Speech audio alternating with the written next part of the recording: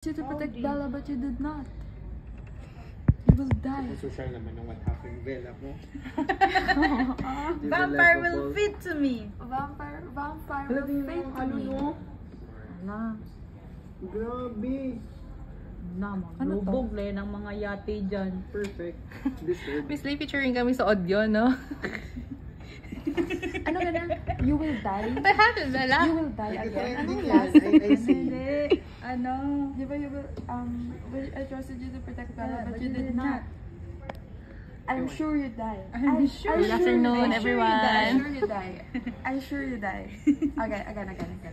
What happened, Bella? I know.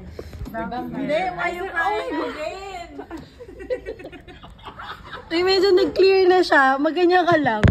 Feeling ko dahil sa'yo yun talaga. What happened?